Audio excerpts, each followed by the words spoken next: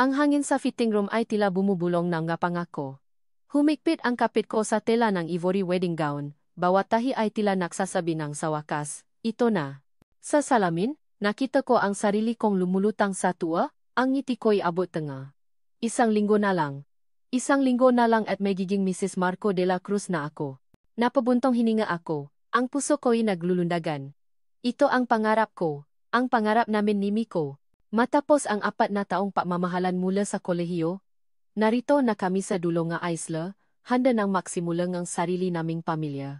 Nakita ko ang refleksyon ni Miko sa salamin, nakangiti habang inaayos ang balikat ng kanyang tuksedo. Ang nga mata niya'y kumikinang sa pagmamahal. Magandang maganda ka. Mahal ko, bulong niya, lumapit at hinalikan ang aking buhok. Di ko na makapahintay. Niyakap ko siya ng mahigpit. Ako rin, Miko. Tayo na lang forever, ha? Forever, Ana. Walang iwanan. Ang masalitang iyon ay parang himik sa aking pandinig. Hindi ko alam noon na ang himik na iyon ay magiging isang sumpa. Kinabukasan, isang kakaibang tensyon ang bumalot sa aming apartment. Si Isabel, ang matalik kong kaibigan, ay naroon. Ang nga mata niya ay namumula at ang kanyang muka ay balisa. Nagulat ako dahil karaniwan ay masigla siya at punong tawanan. May problema ba, Belle? Tanong ko, nilapa ang tasa ang kapa sa mesa. Umiling siya, subalit hindi niya may tago ang kaba. Wala naman. Masama lang siguro ang pakiramdam ko. Subalit ang kanyang kilos ay napapahaya nga kaiba. Ang kanyang kamay ay nangingini nang abutin niya ang kanyang cellphone sa kanyang bag. Tila nagdadalawang isip siya bago niya ibinaksa sa mesa. Ay, pasensya na. Naiwan ko yata ang phone ko. Sabi niya. Tila mamadali. May pupuntahan lang ako sandali. Kukunin ko lang sa kotse ko. Bali agad ako. Mamadali siyang lumabas, naiwan ng isang nakabukas na cellphone. Napakunot ang noo ko.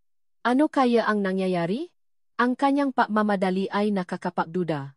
Lumapit ako sa mesa at doon ko nakita ang maliwanag na screen. Hindi ko naman sinasadya, pero nakita ko ang pangalan ni Miko sa screen. Kasama ang isang litrato. Isang litrato ni Miko na may kayakap na ibang babae. Sa tabi nila, may nakalagay na address ng isang hotel at isang petsa kagabi. Para akong binuhusan ng malamig na tubig. Ang litrato. Ang petsa. Ang pangalan ni Miko. Anti-anting umayat ang galit at pagtataka sa aking dibdib. Impossible. Hindi ito magagawa ni Miko sa akin. Hindi siya magtataksil. Pero bakit may ganito? Pinindot ko ang screen. Sunod-sunod na mensahe ang bumungat. Mga mensahe mula sa isang babae na ang pangalan ay Monica. Mga salitang napapahiwatig ng matinding intimacy. Salamat sa magdamag, mahal, miss na kita agad. Di ako makapaghintay sa susunod. At ang pinakamasakit sa lahat, sigurado ka ba sa kasal niyo? Hindi ka pa handa, hindi ba? Nanginig ang makamay ko. Naramdaman ko ang paglamig ng aking nga daliri. Hindi ito totoo. Isa itong masamang panaginip. Pero ang nga salita, ang nga litrato, ay totoo. Hindi ko maintindihan. Bakit? Bakit niya magagawa ito sa akin? Isang linggo bago ang kasal namin. Parang may humihipit sa aking lalamunan. Gusto kong sumiga. Gusto kong magalit. Gusto kong magwala. Ngunit nanatili akong tahimik. Nakatitig sa screen ng cellphone. Natila ito ang nagwawasak ng aking mundo. Bumalik si Isabel. Napansin niya ang cellphone na nakahiga sa mesa, at ang aking mga mata na nakatuon dito. Nagulat siya. Ana. Bakit mo tinitignan yan? Utal niya, kinuha ang cellphone. Ano to, Belle? I asked, my voice barely a whisper. Sino si Monica? At bakit may ganyan kayo ni Miko? Nagiba ang ekspresyon ni Isabel. Mula sa pagkagulat ay napalitan ito ng awa. Awa na lalong napasakit sa akin. Ana, ito na siguro ang oras para malaman mo ang totoo, Anya, Yumuko. Pinilit ko lang na itago to para sayo. Ayokong masaktan ka. Edwin. Isinalaysay niya ang lahat. Ang pagdududa niya nun kay Miko, ang pagsunod niya rito, at ang mga ebidensang nakita niya. Binanggit niya ang nga papupuyat ni Miko sa labas, ang nga tawa sa hating gabi, at ang huling pata ang litrato at mga mensahe mula kay Monica, na sinasabing isang secret affair na matagal na pala. Akala ko kasi, Ana, magbabago si Miko, patuloy ni Isabel, habang umiyak. Ayokong masira ang kasal niyo, pero mukhang mas matindi pa pala kaysa sa akala ko. Nawasa ang mundo ko. Ang bawat salita ni Isabel ay parang matalim na kutsilyo na humihiwa sa aking puso. Si Miko. Ang Miko na mahal ko. Ang Miko na nangako ang forever. Nagawa niya ito. Ang lahat ng alaala namin, lahat ng pangako niya, ay biglang naging abo. Kinagabihan, hindi ako nakatulog. Ang bawat tibok ngang puso ko ay tila sinasampal sa akin ang katotohanan. Pagka-umaga, kahit masakit, kailangan kong kumpirmahin. Kailangan kong makita sa sarili kong mga mata. Naksuot ako ngang simpleng damit at natungo sa hotel na nabanggit sa mensahe. Ang bawat hakbang ay mabigat. Bawat hininga ay parang huling hininga. Pagdating ko doon, tinanong ko ang konsierge kung sino ang naka-check-in sa kwartong iyon. Sinungaling ako na ako ang kapatid ni Monica at kailangan ko siyang makausap. Ang sabi ng konsierge, nasa lupa po ang mag-asawa. Siguro po'y napapaalam na sila bago sila lumabas. Mag-asawa.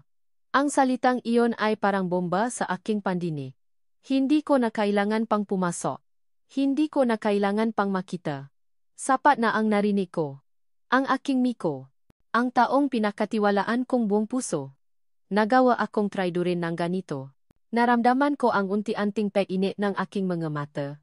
Isang butil ng luha ang pumata sa aking kamay. Hindi lang isang butil. Sunod-sunod. Umagos. Nabula ako sa luha. At ang mataw sa paligid ko ay tila lumalabo. Ang lahat ay nagiging itim. Bumalik ako sa apartment. Ang puting wedding gown, na dating simbolong pag-asa, ay ngayoy simbolong matinding kasinungalingan. Kinuha ko ito. Ang bawat himulmol ng tela ay parang tinik sa aking balat. Nangingini ang makamay ko habang unti-unti kong pinunit ang bawat bahagi nito. Napunit ang pangako. Napunit ang pangarap. Hinubat ko ang engagement ring na bigay ni Miko. Ang kislap mang brilyante ay tila tinutuya ako. Inihagis ko ito sa bintana at narinig ko ang mahina nitong pagbagsak sa kalsada. Wala na. Tapos na. Hindi ko na kayang manatili rito. Hindi ko na kayang huminga sa isang syudad na pinakmulan ng lahat ng kasinungalingan. Kailangan kong umalis. Kailangan kong maglaho. Nilabas ko ang maleta. Kahit nangingini ang kamay ko, isinilit ko ang ilang damit. Hindi na ako naisip kung saan ako pupunta. Basta malayo. Malayo sa sakit. Paalam, mahal ko. Ang salitang iyon ay hindi lumabas sa aking bibig. Narinig ko lang sa aking isipan pauli-uli. Ito na ang huling paalam. Huling paalam sa pag-ibig na akala ko'y magpakailanman. Huling paalam sa taong minahal ko ng higit sa lahat.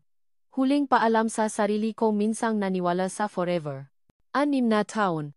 6 na taon na ang lumipas mula nang lisanin ko ang Manila, ang sakit, at ang taong minahal ko ng higit sa buhay ko. 6 na taon na rin ako namuhay sa payapa at simpleng bayan ng San Roque sa Pangasinan. Ang bawat umaga ay sinasalubong ng sariwang hangin mula sa bukirin at ang bawat gabi ay pinatatahimik ng huni ng gakuligle. Dito ko itinayo ang bagong buhay ko kasama ang tanging liwanag sa aking mundo si Leo.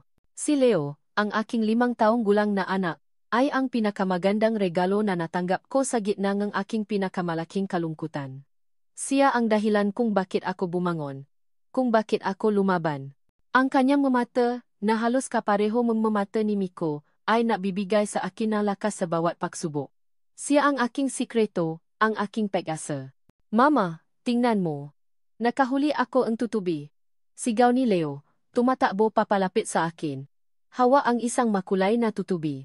Ang kanyang ngiti ay abot tenga, at ang kanyang tawa ay parang musika sa aking pandinig. Nakangiti akong lumuhod at niyakap siya. Ang galing naman ng anak ko. Pero pakawalan mo na yan, Leo. Gusto rin nilang lumipat, tulad mo.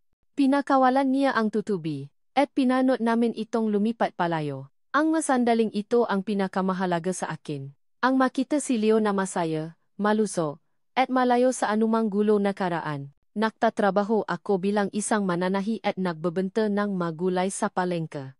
Hindi man kami mayaman, sapat naman ang aming kinikita para sa pang-araw-araw na pangangailangan. Ang mahalaga, makasama kami. Isang hapon, habang naglalaro kami sa bakuran, biglang napahinto si Leo. Namutla ang kanyang mukha at hinawakan niya ang kanyang ulo. Mama, masakit ang ulo ko. Bulong niya. At bago pa ako makasagot, bumaksak siya sa lupa. Para akong binuhusan ng kumukulong tubig. Ang puso ko ay tila tumigil sa pagtibok. Leo. Anak. Agad ko siyang binuhat, ang kanyang katawan ay mainit na mainit. Nangingini ang makamay ko habang tumatakbo ako papunta sa kapitbahay para humingi ng tulong. Ang tanging nasa isip ko ay ang iligtas ang aking anak. Dinala namin siya sa pinakamalapit na rural health unit. Ang doktor ay agad siyang sinuri. Ang bawat minuto ay tila isang oras. Ang bawat tunog ng monitor ay nagpapabilis ng tibok ng aking puso. May lagnat siya, at mukhang may kasama ring pakahilo, sabi ngang doktor, habang sinusuri ang nga resulta ngang test. May nakita rin kaming kakaiba sa kanyang dugo. Kailangan nating dalhin siya sa mas malaking ospital sa Manila para sa masusing pagsusuri. Mukhang mayroon siyang isang kondisyon na nangangailangan ng espesyalistang atensyon.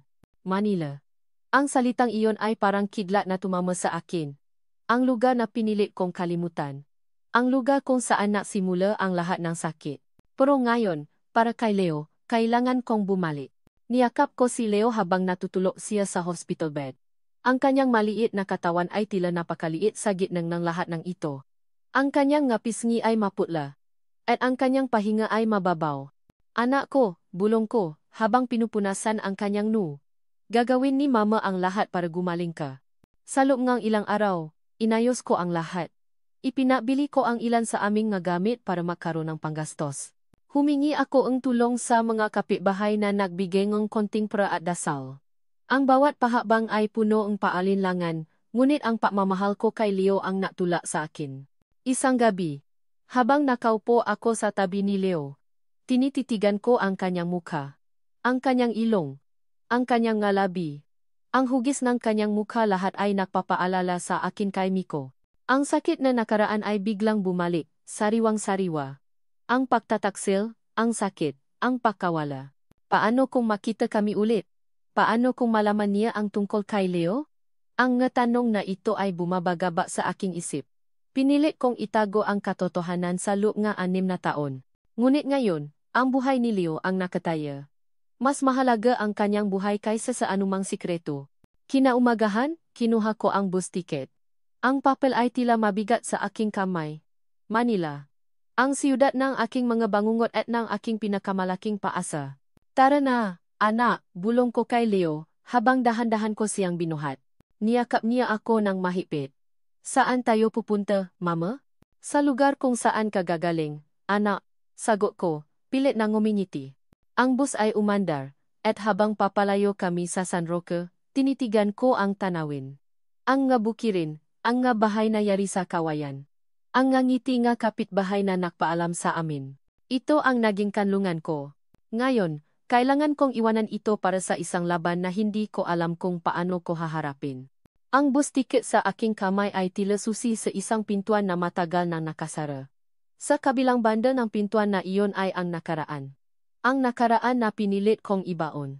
Ngunit ngayon, ang nakaraang iyon ay kailangan kong harapin para sa kinabukasan ng aking anak. Nangingini ang aking magakamay, ngunit ang aking magamata ay nakatuon sa unahan, sa daan patungong Manila. Ang takot ay bumalo sa akin. Ngunit ang paasa para kay Leo ay mas malakas. Ang tunog ng keyboard at ang pagring ng telepono ang naging musika ng buhay ni Marco de la Cruz sa loob ng 6 na taon. Ang kanyang opisina sa tuktok ng De La Cruz Tower ay sumasalamin sa kanyang tagumpay malawak, moderno, at walang bahid ng anumang personal na damdamin. Siya ang CEO ng De La Cruz Group, isang pangalan na kinikilala sa industriya. Ngunit sa likod ng matagumpay na imahe, may isang malaking butas na hindi napupunan. Ang bawat deal na kanyang napagtagumpayan, ang bawat milyong kinita, ay tila nagpapalalim lamang sa kalungkutan na matagal nang nakabaon sa kanyang puso. Si Alana, ang pangalan niya ay parang sumpa, isang anino na sumusunod sa kanya sa bawat sulok. Ang galit na naramdaman niya sa pagtataksil nito ay hindi pa rin kumukupas, ngunit sa ilalim ng galit na iyon ay ang matinding sakit ng isang paibig na biglang naglaho. Sir, may meeting po kayo sa St. Jude Hospital, 2 p.m., paalala ang kanyang sekretarya. Tungkol po sa bagong partnership natin sa medical supplies. Tumango lang si Miko. Ang St. Jude Hospital ay isa sa pinakamalalaking pagmamay-ari ng kanilang kumpanya. Ngayon, ito ay isang lugar lamang para sa negosyo. Walang emosyonal na kahulugan. O akala niya. Pagdating sa ospital, ang amoy ng disinfectant at ang abalang pasilyo ay bumati kay Miko. Naglalakad siya patungo sa conference room. Ang kanyang isip ay nakatuon sa mga numero at kontrata. Ngunit habang nilalakpasan niya ang isang waiting area, isang figura ang biglang pumukaw sa kanyang pansin. Isang babae. Nakatalikod. Ang kanyang buhok ay mahaba, itim, at bahagyang kulot sa dulo. Ang kanyang tindi, ang kanyang kilos lahat ay pamilyar. Para akong binuhusan ng malamig na tubig. Ang puso ko ay biglang bumilis. Hindi. Imposible. Alana. Bulong ko. Halos hindi ko marinig ang sarili ko. Mamadali siyang lumiko sa isang sulok at nawala sa aking paningin. Naglakad ako ng mabilis, halos tumakbo, patungo sa direksyon na tinungo niya. Ngunit pagdating ko sa sulok, wala na siya. Ang pasilyo ay puno ng tao. Ngunit walang bakas ng babaeng nakita ko. Napahinto ako, ang aking hininga ay mabigat. Panaginip lang ba iyon? Isang ilusyon na lihang aking pagod at pihati? O talagang nakita ko siya? Ang galit at pakalito ay naghalo sa aking isip. Bakit siya narito? Kung siya nga iyon? Habang nakatayo ako roon, nag-iisip, naramdaman ko ang mahinang pagila sa aking pantalon. Tumingin ako sa ibaba. Isang maliit na bata. Mga 5 taong gulang. Ang kanyang mga mata ay malaki at bilog. Puno ng takot at pag-asa. Ang kanyang buhok ay itim at kulot. At ang kanyang mukha ay pamilya. Ang bata ay nakatinggala sa akin. Ang kanyang maliit na kamay ay mahigpit na nakakapit sa aking pantalon. Ang kanyang mata ay tila nahahanap ng kung ano. May kakaiba sa mga mata niya. Parang nakita ko na ang ito. Kuya? Bulong niya. Ang kanyang boses ay mahina at nanginginig. Kuya? Tulungan mo si Mama. Masama po ang pakiramdam niya. Napakunot ang noo. Mama mo. Nasaan ang mama mo? Ang bata ay umiling, ang kanyang mata ay nababadayang lumuha. Nawawala po siya. Hinahanap ko po siya. Nakita ko po kayo. Tapos po, parang kilala ko po kayo. Ang nasalita niya ay nakpatigil sa akin. Kilala niya ako? Impossible. Hindi ko pa nakikita ang batang ito. Pero ang pakiramdam. Ang kakaibang pakiramdam na ito. Anong pangalan mo, bata? Tanong ko, dahan-dahan akong lumuhod para mapantay kami ng tingin. Leo po, sagot niya, at ngumiti siya ng bahagya. Ang ngiti niya ay, halos kapareho ngiti ko. Biglang may tumawa sa pangalan ko. Miko, nandito ka lang pala. Kanina ka pa namin hinahanap. Si Dr. Reyes, ang Chief of Staff ng ospital, ang lumapit sa akin. Ngumiti ako. Pilit na ibinabalik ang aking profesional na persona. Pasensya na, Doc. May nakita lang akong bata na mukhang nawawala. Sabi ko, habang nakatingin kay Leo. Ah, Leo, sabi ni Dr. Reyes, yumuko kay Leo. Ikaw pala. Hindi ka pa rin mahanap ng mama mo? Hindi po, sagot ni Leo, yumuko. Sige, Miko, hintayin ka na lang namin sa conference room, sabi ni Dr. Reyes, at nakpatuloy siya sa paglalakad. Bumalik ang tingin ko kay Leo. Ang kanyang pangalan, Leo, at ang kanyang mama, ang babaeng nakita ko kanina. May koneksyon ba sila? Tara, Leo, sabi ko, inabot ang kamay ko. Hahanapin natin ang mama mo. Hawa ang kanyang maliit na kamay, naglakad kami sa pasilyo. Ang bawat hakbang ay tila nagdadala sa akin sa isang hindi inaasahang pagtuklas. Ang bata na ito. Ang kanyang mata. Ang kanyang ngiti. Hindi ko maalis sa isip ko. Sa di kalayuan, nakita ko ang isang babae na nagmamadali, balisa ang muha. Naghahanap siya ng kung ano. At nang lumingon siya, naktama ang aming mata. Si Alana. Ang kanyang mata ay lumaki sa pagkabigla. Ang kanyang mukha ay namutla. Ang alaala ng nakaraan ay biglang bumalik. Sariwang-sariwa. Ang sakit. Ang galit. Ang pagtataksil. Leo. Sigaw niya. At tumakbo siya papalapit. Binuhat niya si Leo. At niyakap ng mahigpit. Saan ka galing? Anak? Nag-alala si Mama. Pagkatapos, tumingin siya sa akin. Ang kanyang mata ay puno ng takot, pagtataka. At isang bahid ng galit. Miko, bulong niya. Ang kanyang boses ay halos hindi marinig. Ang aking puso ay bumilis. Ang lahat ng galit na matagal nang nakabaon ay biglang sumirit. Ang babaeng ito. Ang babaeng nagtaksil sa akin. Ang babaeng naglaho ng walang paalam. At ngayon, narito siya. Kasama ang isang bata na may mukha ko. Alana, sabi ko, ang aking boses ay malamig at puno ang pagkamuhi. Bakit ka narito? Niyakap niya si Leo ng mas mahigpit, tila pinoprotektahan ito mula sa akin. Ang kanyang mamata ay nakbabadyang lumuha. Wala kang pakialam, sagot niya, at namamadali siyang lumiko, pilit na iniwasan ang aking tingin. Subalit bago pa siya makalayo, biglang umubo si Leo. Malakas. At pagkatapos, lumabas ang dugo mula sa kanyang bibig. Para akong binuhusan ng yelo. Ang lahat ng galit ko ay biglang nawala, napalitan ng matinding paalala. Leo! Sigaw ni Alana, ang kanyang boses ay puno ng takot. Bumaksak si Leo sa kanyang mabisig. Ang kanyang maliit na katawan ay nangingini. Ang kanyang mata ay nakapikit. Kailangan niya ng tulong. Sigaw ni Alana, habang pilit niyang binuhat si Leo. Hindi ako nagatubili. Agad akong lumapit at kinuha si Leo mula sa kanya. Ang kanyang katawan ay mainit na mainit, at ang kanyang pahinga ay mababaw. Dito tayo. Sigaw ko. At tumakbo ako patungo sa emergency room. Si Alana ay sumusunod sa akin. Ang kanyang mukha ay puno ng takot at pag-asa. Habang tumatakbo kami, ang aking mata ay nakatuon kay Leo. Ang kanyang maliit na muka. Ang kanyang mata. Ang kanyang ngiti. Ang lahat ay nagpapaalala sa akin. At sa gitna ng kaguluhan, isang tanong ang biglang sumagi sa aking isip, isang tanong na nakpapabilis ng tibok ng aking puso. Sino ang ama ng batang ito, Alana? Ang tanong ni Miko ay parang kidlat na tumama sa akin. Sino ang ama ng batang ito, Alana? Ang kanyang boses ay puno ng pagdududa, at ang kanyang mga mata ay matalim na nakatitik sa akin. Ang mundo ko ay tila umikot. Ang takot na matagal kong itinago ay biglang bumalik, sariwang-sariwa. Hindi ako makasagot. Ang aking lalamunan ay tila nakasarado. Ang tanging naririnig ko ay ang mabilis na tibok ng aking puso at ang mahinang pag-ubo ni Leo sa bisig ni Miko. Ana, sumagot ka. Ulit ni Miko, ang kanyang boses ay tumaas. Bakit may bata kang kasama? At bakit? Bakit kamuha ko siya? Ang kanyang mga salita ay parang suntok sa aking dibdib. Gusto kong tumakbo. Gusto kong magtago. Gusto kong maglaho. Ngunit ang kalagayan ni Leo ang naktula sa akin.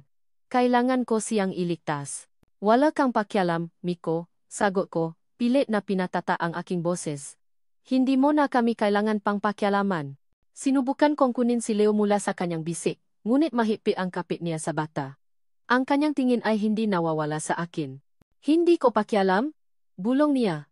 Puno ang galit. Pagkatapos ang lahat ang ginawa mo sa akin? Alana? Pagkatapos ang pagtataksil mo? At ngayon, may kasama kang bata na hindi ko maintindihan kung bakit kamuha ko. Naramdaman ko ang painit ng aking mapisngi. Ang masalita niya ay parang latigo na humahampas sa akin. Ang sakit ng nakaraan ay biglang bumalik. Ang maakusasyon niya. Ang kanyang pagdududa. Bitawan mo si Leo. Miko. Sigaw ko. Ang aking boses ay nanginginig. Kailangan niya ng tulong. Hindi ito ang oras para sa mga walang kwentang usapan mo. Ngunit bago pa siya makasagot, muling umubo si Leo, mas malakas ngayon. Ang kanyang maliit na katawan ay nanginginig sa lagnat. Ang kanyang mata ay halos nakapikit na. Kailangan natin siyang dalhin sa doktor, sabi ni Miko, ang kanyang boses ay biglang lumambot, napalitan ng pag-alala. Ngayon na. Tumakbo kami patungo sa emergency room. Ang nurse at doktor ay agad na lumapit.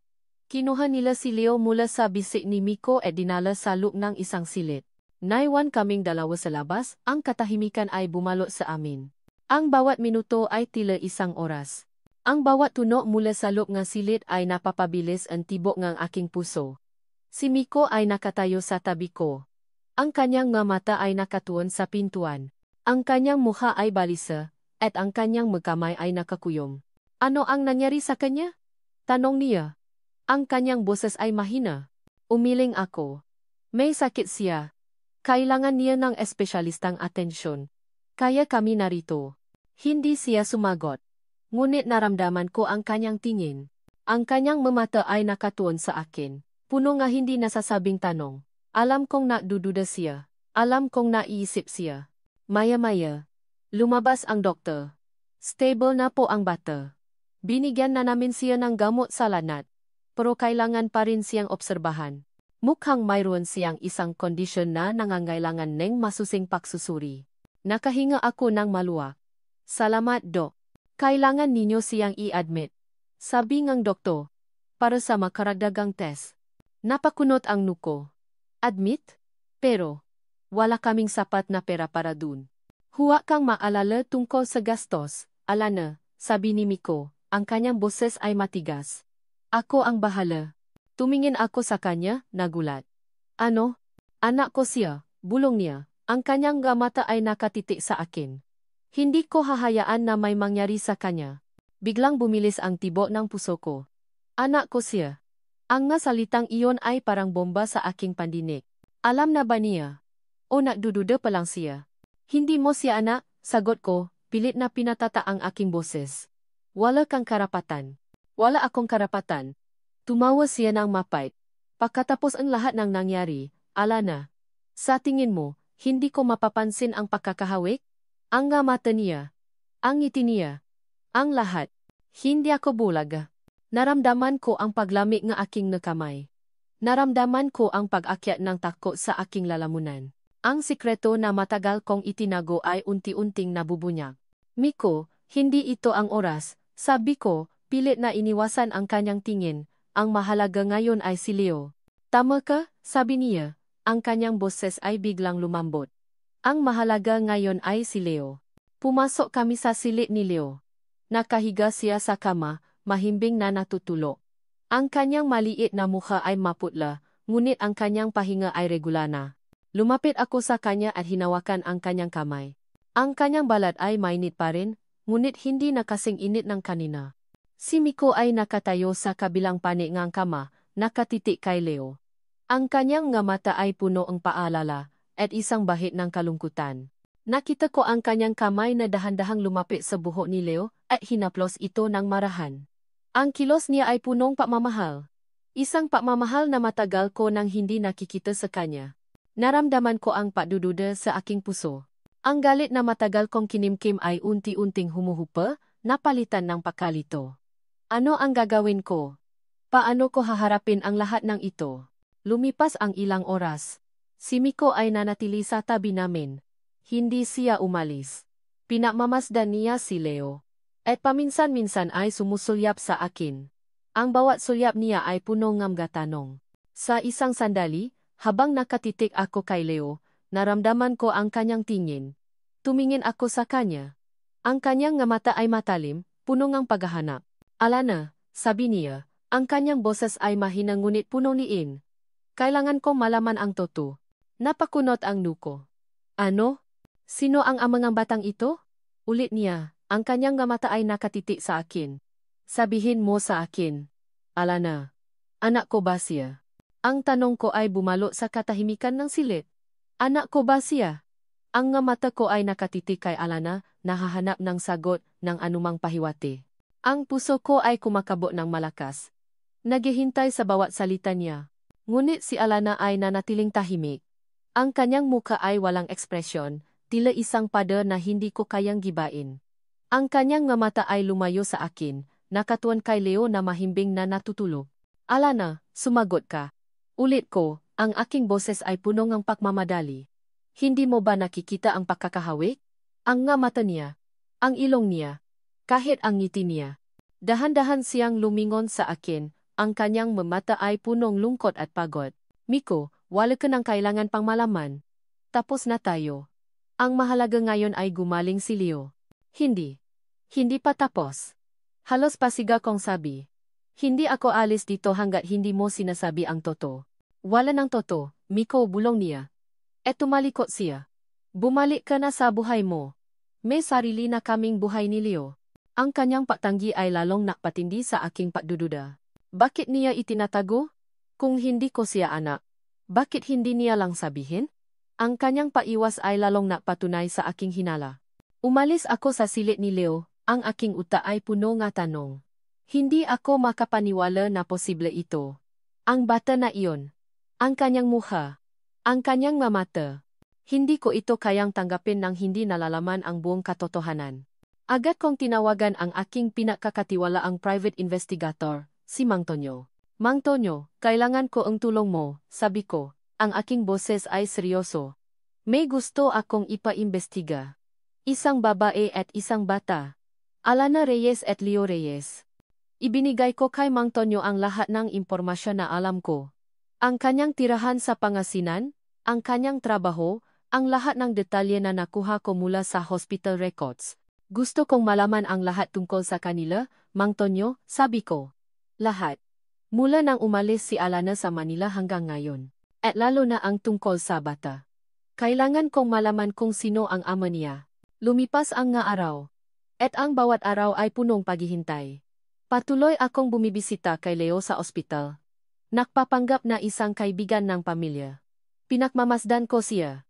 Ang kanyang nga kilos, ang kanyang ngiti, ang kanyang tawa. At sa bawat sandali, lalong lumalalim ang aking hinala. Isang hapon, habang nagbabasa ako ang libro sa tabi ni Leo, napansin ko ang isang maliit na peklat sa kanyang braso. Isang peklat na halos kaparehong peklat na mayroon ako sa aking braso mula sa isang aksidente noong bata pa ako. Isang maliit na bagay, ngunit lalong napatindi sa aking pagdududa. Pagkatapos, dumating ang tawa mula kay Mang Tonyo. Sir Miko, may mga impormasyon na po ako. Sabi niya. Si Alana Reyes po ay namuhay ng simple sa Pangasinan. Ang bata po, si Leo, ay ipinanganak 5 buwan matapos kayong maghiwalay. At mayroon po akong nakitang medikal na impormasyon tungkol sa kondisyon ng bata. Ang aking puso ay bumilis. Ano ang kondisyon? Isang bihirang genetic condition po, sir, sabi ni Mang Tonyo. Ang pangalan po ay De La Cruz Syndrome. Ito po ay isang kondisyon na namamana at madalas pong makikita sa mga pamilyang may lahi ng De La Cruz. Para akong binuhusan and kumukulong tubig. De La Cruz Syndrome. Namamana. Hindi ito maaring makataon. May paraan ba para kumpirmahin ito, Mang Tonyo? Tanong ko, ang aking boses ay nanginginig. DNA test po, sir, sagot niya. Kailangan pong sample mula sa inyo at sa bata. Habang napaplano ako ngang DNA test, biglang sumulpot si Isabel. Matagal na kaming hindi nakikita. Lumapit siya sa akin sa opisina. Ang kanyang ngiti ay matamis, ngunit ang kanyang nga mata ay may kakaibang kislap. Miko, kumusta ka na? Sabi niya. Niyakap ako ng mahigpit. Narinig ko na bumalik si Alana. Totoo ba? Tumanggo ako. Oh. Naku, Miko, maingat ka diyan, sabi niya. Ang kanyang boses ay puno ang paalala. Alam mo naman ang babaeng iyan. Nakuha ka na niya nun. Baka ngayon, para mo naman ang habol niya. Ang nga salita niya ay lalong napatindi sa aking galit. Para. Iyan ang dahilan kung bakit ako nagalit nun. Ang akusasyon na ginamit niya lang ako para sa pra. Hindi ko alam, Bel, sagot ko, pilit na pinatata ang aking boses. Pero may bata siyang kasama. At may sakit. Naku, Miko, huwag kang mapapaloko diyan, sabi niya, hinawakan ang aking braso. Alam ko na masakit ang nakaraan. Pero kailangan mong maging matalino, baka ginagamit ka lang niya para sa bata. Baka hindi mo naman talaga anak iyan. Ang masalita ni Isabel ay parang lason na unti-unting kumalat sa aking isip. Possible ba? Possible bang ginagamit lang ako ni Alana? Ang galit ko kay Alana ay unti-unting bumalik. Ngunit sa ilalim ng galit na iyon ay ang matinding pag-alala para kay Leo. Kailangan kong malaman ang toto. Bel, sabi ko. Kailangan kong kumpirmahin. Kung ako sa'yo, Miko, kalimutan mo na lang siya, sabi ni Isabel. Mayroon ka ng magandang buhay ngayon. Huwag mo nang balikan ang nakaraan na puro sakit lang ang idinulot sa iyo. Ngunit hindi ko siya pinakinggan. Ang masalita ni Isabel ay tila napapalakas lamang sa aking desisyon. Kailangan kong malaman ang toto. Para sa akin. Para kay Alana. At lalo na, para kay Leo. Sa sumunod na araw, dahan-dahan akong pumasok sa silid ni Leo habang natutulog siya. Kinuha ko ang isang maliit na hiblangang kanyang buhok mula sa unan. Ang aking makamay ay nangingini. Ito ang magsasabi ng toto. Ito ang magbubunya ng sikreto. Pagkatapos, nagtungo ako sa laboratorio. Ibinigay ko ang sample ng buhok ni Leo at ang aking sariling sample. Kailangan ko po ito agad, sabi ko sa technician. Kahit gaano pa kamahal. Lumipas ang ilang araw. Ang bawat tawa sa telepono ay nagpapabilis ng tibok ng aking puso. Ang bawat email ay tila naglalaman ng sagot. Hindi ako makatulog. Hindi ako makakain. Ang tanging nasa isip ko ay ang resulta ng DNA test. Sa wakas, dumating ang tawag. Sir Miko, handa na po ang resulta ng DNA test. Agad akong natungo sa laboratorio. Ang envelope ay puti at selyado. Ang aking nakamay ay nanginginig habang dahan-dahan ko itong binuksan. Ang aking hininga ay tila tumigil. Ang nasalita sa papel ay malinaw. Hindi ako makapaniwala. Ang lahat ng padududa. Ang lahat ng galit. Ang lahat ng sakit. Biglang nawala, napalitan ng isang malaking butas sa aking dibdib. Ang puting sobre ay tila naging pinakamabigat na bagay sa aking mga kamay. Ang aking hininga ay tila tumigil. Ang nga salita sa papel ay malinaw. Ngunit ang kahulugan nito ay tila bumubura sa lahat ng aking pinaniniwalaan. Marco de la Cruz. 99.9% probability. Biological father of Leo Reyes. Para akong binuhusan ang kumukulong tubig, at pagkatapos ay binato en yelo. Anak ko siya. Si Leo. Ang bata na iyon. Ang bata na may mga mata ko. Ang bata na may ngiti ko. Ang bata na may sakit na namamana mula sa aking pamilya. Siya ang anak ko. Ang lahat ng galit na matagal kong kinimkim kay Alana ay biglang nawala, napalitan ng matinding pagsisisi.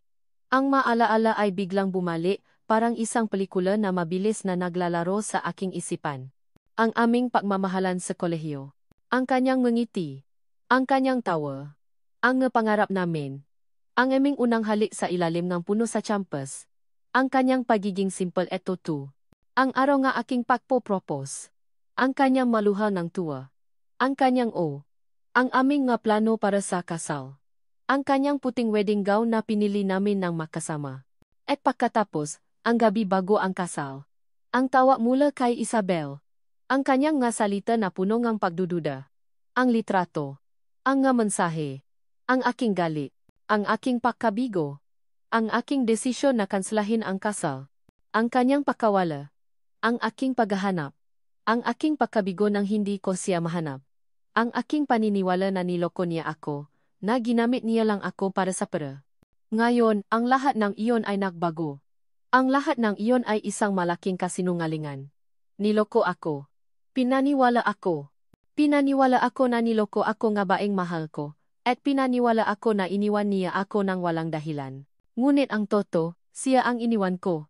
Siya ang sinaktan ko. Siya ang pinaghihinalaan ko. Naramdaman ko ang pag-akyat ng galit sa aking lalamunan. Galit sa aking sarili. Galit sa mataong naging dahilan ng lahat ng ito. Agad kong tinawagan si Mang Tonyo. Mang Tonyo, kailangan kong lahat ng impormasyon tungkol kay Isabel Santiago. Lahat. Mula sa kanyang nakaraan hanggang ngayon. At lalo na ang detalye ng kanyang buhay, 6 na taon na ang nakalipas. Hindi ako naaksaya ng oras. Agad ako natungo sa opisina ni Isabel. Ang aking mga hakbang ay mabigat. At ang aking puso ay puno ng matinding galit. Nakita ko si Isabel na nakaupo sa kanyang desk, nakangiti habang nakikipausap sa telepono. Ang kanyang ngiti ay tila lalong napatindi sa aking galit. Isabel. Sigaw ko. Ang aking boses ay matigas at punong pagkamuhi.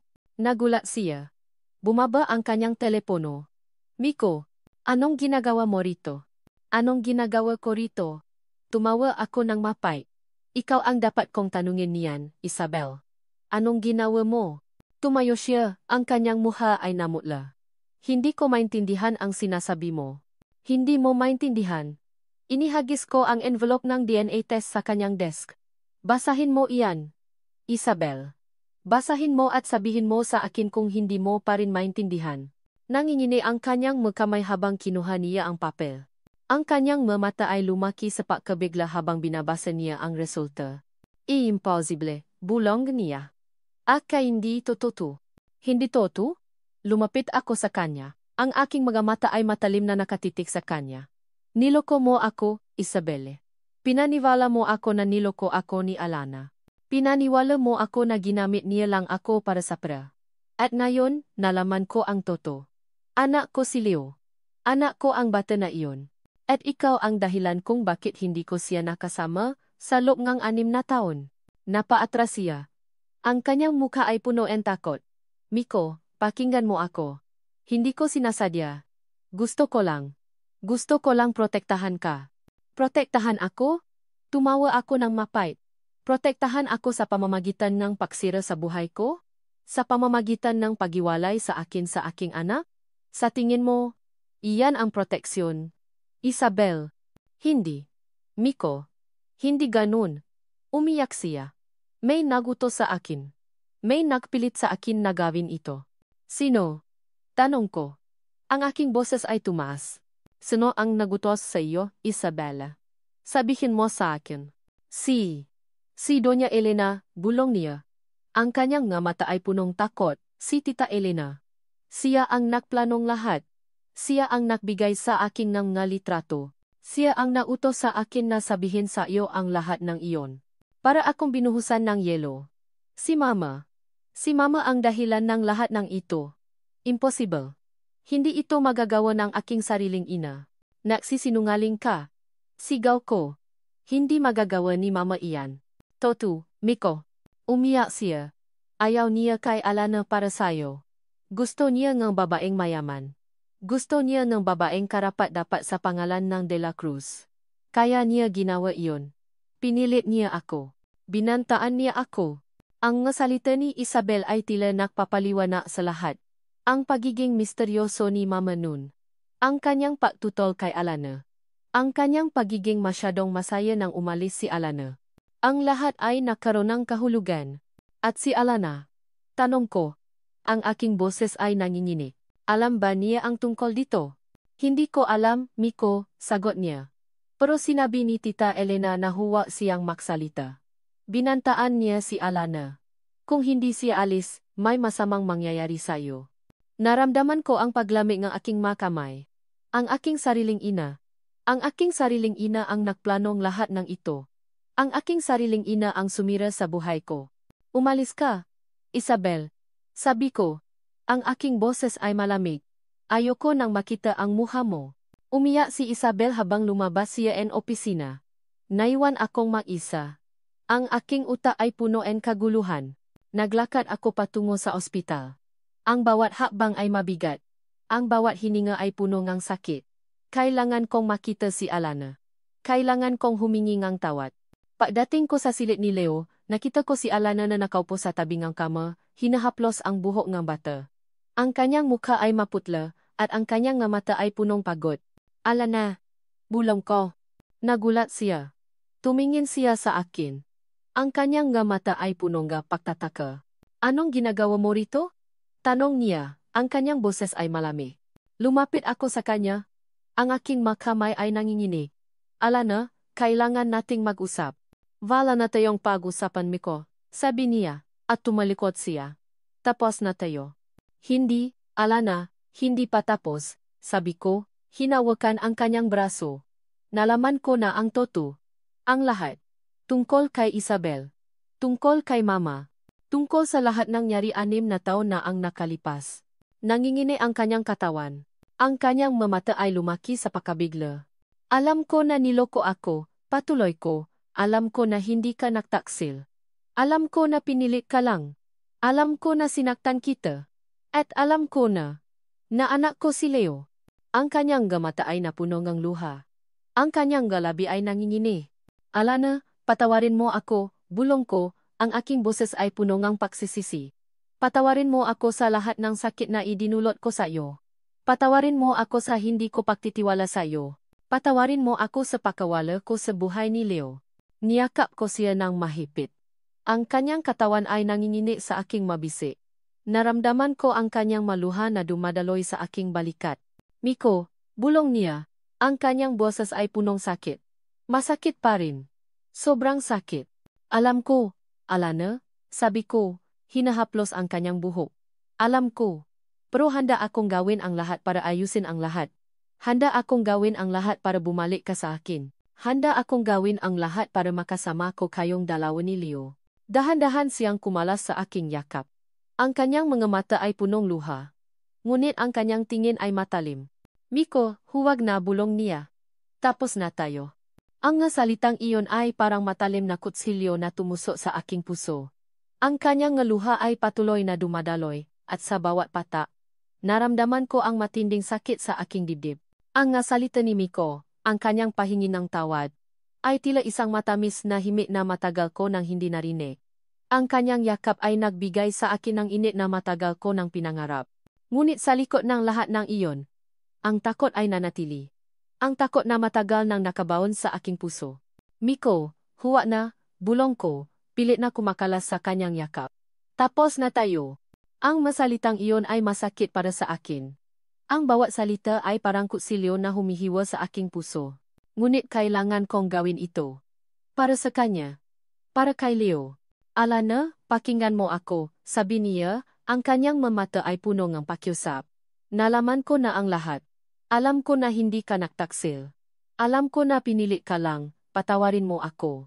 Umiling ako, ang aking mga mata ay puno ng luha. Hindi mo naiintindihan, Miko. Hindi lang ito tungkol sa atin. May mas malalim pa. Hindi ko kayang sabihin sa kanya ang totoo. Hindi ko kayang sabihin sa kanya ang tungkol sa pagbabanta ni Doña Elena. Ang alaalang araw na iyon ay sariwang-sariwa pa rin sa aking isipan. 6 na taon na ang nakalipas. Isang araw matapos kong umalis sa bahay ni Miko, nakatanggap ako ng tawa mula sa isang hindi kilalang numero. Isang boses ng babae, malami at punong autoridad, ang bumati sa akin. Alana Reyes, kailangan nating makita, sabi ngang boses.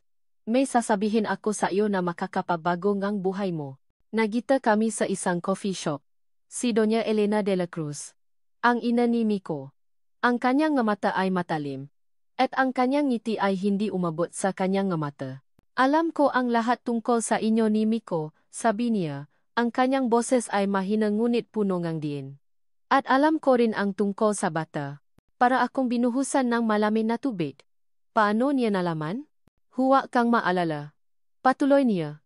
Tila nabasa ang aking isip. May mga mata at tenga ako sa lahat ng sulok ng siyudad. At alam ko rin ang lahat ng sikreto mo. Anong gusto niyo sa akin, ma'am? Tanong ko, ang aking boses ay naningini. Simple lang, sabi niya, inila pa ang isang sobra sa mesa. Umalis ka sa buhay ni Miko. Kalimutan mo siya. Kalimutan mo ang lahat ng nangyari. At huwag na huwag mong sasabihin sa kanya ang tungkol sa bata. Hindi ko magagawa iyan. Sigaw ko. Mahal ko si Miko. At anak niya ang dinadala ko. Tumawa siya ng mapait. Mahal. Sa tingin mo, sapat ang pagmamahal para sa isang De la Cruz. Hindi. Kailangan niya ng babaeng karapat-dapat sa kanyang pangalan. Hindi ikaw. Pero, anong mangyayari kung hindi ako sumunod? Tanong ko. Ang aking puso ay kumakabo ng malakas. Lumapit siya sa akin, ang kanyang mata ay matalim. Kung hindi ka susunod, Alana, sisiguraduhin kong magdudusa si Miko. Sisirain ko ang kanyang karera. Sisirain ko ang kanyang reputasyon. Sisirain ko ang lahat ng pinahirapan niya. At sisiguraduhin kong hindi mo na siya makikita kailanman. Ang kanyang salita ay parang lason na kumalat sa aking utak. Ang pagmamahal ko kay Miko ang natulak sa akin. Hindi ko kayang makita siyang magdusa. Hindi ko kayang makita siyang masaktan dahil sa akin. At ang bata? Tanong ko. Ang aking boses ay halos hindi marinig. Ang bata ay hindi kailanman magiging bahagi ng pamilya de la Cruz, sabi niya. Ang kanyang boses ay malamig, mananatili siyang sikreto. At kung susubukan mong ilantat ang sikretong iyan, sisiguraduhin kong hindi ka na makikita ng anak mo. Ang kanyang masalita ay nakpatigil sa akin. Ang takot para kay Leo ay lalong nakpatindi sa aking desisyon. Kailangan kong gawin ito. Para sa kanila. Bumalik ako sa kasalukuyan, ang alaala ng araw na iyon ay sariwang-sariwa pa rin. Ang takot na iyon ay nanatili. Hindi ko kayang ilagay sa panganib si Miko at si Leo. Alana, pakiusap, sabihin mo sa akin ang lahat, sabi ni Miko, ang kanyang mata ay puno ng pakiusap. Huwag kang matakot. Nandito ako. Poprotektahan ko kayo. Umiling ako. Hindi mo kayang protektahan ang sarili mo, Miko. Hindi mo naiintindihan kung gaano sila kalakas. Biglang bumukas ang pintuan ng silid. Isang babae ang pumasok. Ang kanyang tindi ay matikas, at ang kanyang mata ay puno ng autoridad. Si Doña Elena de la Cruz. Para akong binuhusan ng yelo. Ang aking puso ay kumakabo ng malakas. Ang takot ay biglang bumalik. Mas matindi ngayon. Miko, anak, sabi ni Doña Elena. Ang kanyang boses ay matamis, ngunit ang kanyang nga mata ay matalim na nakatitig sa akin. Anong ginagawa mo rito? At bakit kasama mo ang babaeng ito? Mama. Sabi ni Miko, ang kanyang boses ay malamig. Alam ko na ang lahat. Alam ko ang ginawa mo kay Alana. At alam ko na anak ko si Leo. Nagulat si Doña Elena. Ang kanyang ngiti ay nawala. Ang kanyang mamata ay lumaki sa pakabigla. Anong pinagsasabi mo, Miko? Tanong niya, ang kanyang boses ay matigas. Nagsisinungaling lang ang babaeng iyan. Ginagamit ka lang niya. Hindi mama, sabi ni Miko, ang kanyang boses ay punong galit. May DNA test ako. Anak ko si Leo. At nalaman ko na ang lahat tungkol sa papaplano mo kay Isabel. Bakit mo ginawa ito, mama? Bakit mo sinira ang buhay ko? Lumapit si Doña Elena sa akin. Ang kanyang nga mata ay punong pagkamuhi. Kaya pala, hindi ka pa rin sumusunod sa akin. Alana Reyes. Akala ko ba? Malinaw ang usapan natin 6 na taon na ang nakalipas. Niyakap ko si Leo ng mahigpit. Pinoprotektahan siya mula sa tingin ni Doña Elena. Ang aking katawan ay nangingini. Hindi ko na po kayang itago ang totoo. Ma'am. Sagot ko. Pilit na pinatata ang aking boses. May sakit po ang anak ko. At kailangan niya ang ama niya. Sakit. Tumawa si Doña Elena ng mapait. Kaya pala. Ginagamit mo ang bata para makabalik sa buhay ng anak ko. Hindi ka magtatagumpay, Alana. Hindi ka karapat-dapat sa pangalan ng De La Cruz. Hindi ko kailangan ang pangalan niyo, ma'am. Sabi ko, ang aking boses ay punong galit. Ang kailangan ko lang ay ang kaligtasan ng anak ko. Kung gayon, umalis ka sa buhay ng anak ko, sabi ni Doña Elena, ang kanyang boses ay matigas. At kung hindi ka alis, sisiguraduhin kong kukunin ko ang bata sa iyo. Hindi ka karapat-dapat maging ina sa isang De La Cruz. Para akong binuhusan ng yelo. Ang kanyang nga salita ay parang matalim na kusilyo na tumusok sa aking puso. Ang aking anak. Ang aking Leo. Hindi ko hahayaan na kunin niya si Leo sa akin. Hindi niyo magagawa iyan, ma'am. Sabi ko. Ang aking boses ay nanginginig. Hindi ko hahayaan. Malalaman mo kung sino ang kinakalaban mo, Alana Reyes, sabi ni Doña Elena, ang kanyang ngiti ay nyamhim. Hindi ka mananalo. Umalis siya sa silid, naiwan ng isang malaking butas sa aking dibdib. Niyakap ko si Leo ng mahigpit, ang aking mamata ay puno ng luha. Ang takot ay bumalot sa akin. Ang laban ay nagsisimula pa lang. Ang nga salita ni Isabel ay umalingaw-ngaw sa aking isipan, si Tita Elena. Siya ang naplano ngang lahat. Sa una, hindi ko ito matanggap. Ang aking ina, ang babaeng nakpalaki sa akin, ang haligi ngang aming pamilya, ay magagawa ang ganong bagay. Impossible. Ngunit ang nga ebidensya ang DNA test, ang patatago ni Alana, ang kondisyon ni Leo lahat ay tila natuturo sa isang masakit na katotohanan. Kinailangan kong kumpirmahin. Hindi ako makapaniwala ng walang matibay na patunay. Nagtungo ako sa bahay ng aking ina. Ang aking puso ay punong ang pagdududa at kaba. Pagdating ko, bukas ang pinto ng kanyang opisina. Narinig ko ang boses niya sa telepono. Dahan-dahan akong lumapit, ang aking hininga ay tila tumigil. Oh, sigurado ako, sabi ni Mama. Ang kanyang boses ay malamig at matigas. Hindi ko hahayaan na bumalik ang babaeng iyon sa buhay ni Marco. Hindi siya karapat-dapat sa pangalan ng De La Cruz. At lalo na ang bata. Hindi ko kailangan ng isang bastado na makmamana ng aming pangalan at yaman. Para akong binuhusan ng yelo. Ang nga salitang iyon ay tumusok sa aking puso. Bastardo. Ang aking anak. Ang aking sariling ina ang nagsasabing ganong bagay. Hindi. Hindi ako magsisisi. Patuloy niya. Ginawa ko lang ang nararapat para sa aming pamilya. Kailangan kong protektahan ang pangalan ng De La Cruz. At kung kailangan kong sirain ang ilang buhay para doon, gagawin ko. Si Alana ay isang hadlang. At ang bata, isa lang siyang ebidensya ang kanyang pagiging desperada. Narinig ko ang lahat. Ang bawat salita ay parang matalim na kutsilyo na humihiwa sa aking kaluluwa. Ang aking ina. Ang babaeng pinakakatiwalaan ko ng buong puso. Siya ang mastermind sa likod ng lahat ng sakit na dinanas namin ni Alana. Siya ang sumira sa aming pag-ibig. Siya ang nagiwalay sa akin sa aking anak. Ang galit ay biglang sumirit sa aking dibdib. Isang galit na hindi ko pa naramdaman kailanman. Galit na mas matindi pa kaysa sa galit ko kay Alana noon. Ito ay galit na puno ng sakit, pagkabigo, at matinding pagtataksil. Hindi ko na napigilan ang aking sarili.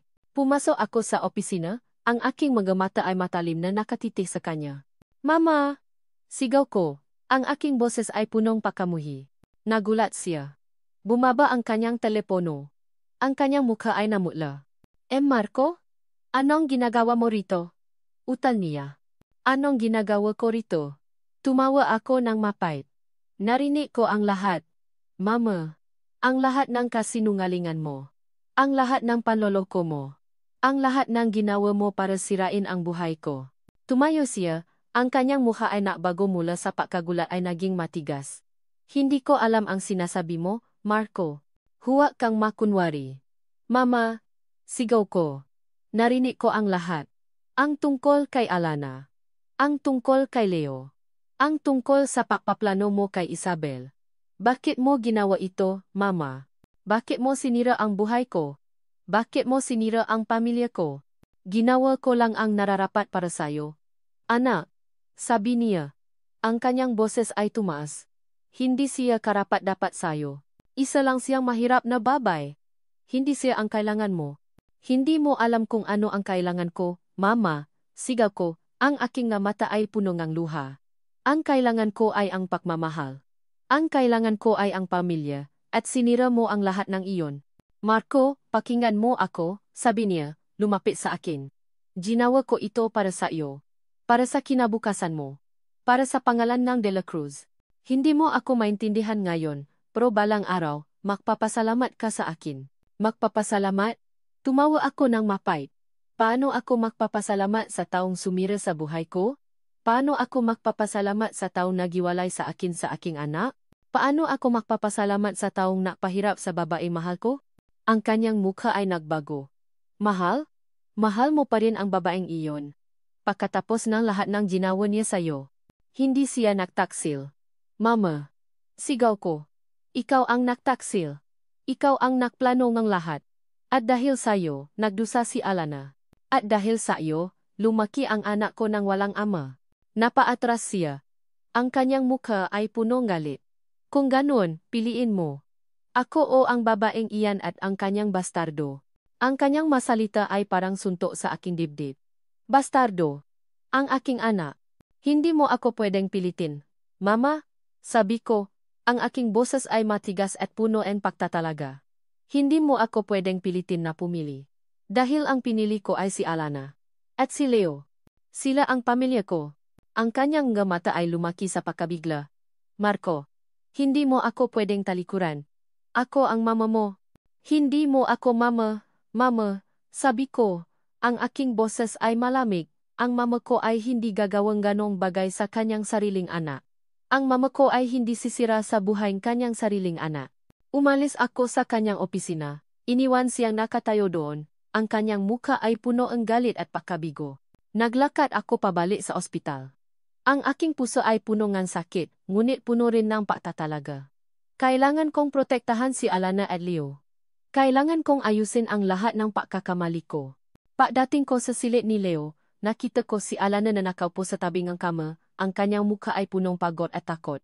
Ang kanyang nga mata ay namumula sa paiyak. Alana, bulong ko. Nagulat siya. Tumingin siya sa akin, ang kanyang mamata ay puno ng pagtataka. Miko, anong nangyari? Tanong niya, ang kanyang boses ay nanginginig. Lumapit ako sa kanya. Ang aking makamay ay nanginginig. Niyakap ko siya ng mahigpit. Alana, nalaman ko na ang lahat. Bulong ko, ang aking boses ay puno ng pagsisisi. Narinig ko ang lahat ng sinabi ni Mama. Patawarin mo ako. Patawarin mo ako sa lahat ng sakit na idinulot ko sa iyo. Patawarin mo ako sa hindi ko pagtitiwala sa iyo. Niyakap niya ako pabalik. Ang kanyang katawan ay nangingini sa aking mamabise. Naramdaman ko ang kanyang ngaluha na dumadaloy sa aking balikat. Miko, bulong niya, ang kanyang boses ay puno ng sakit. Masakit pa rin. Sobrang sakit. Alam ko, Alana, sabi ko, hinahaplos ang kanyang buho.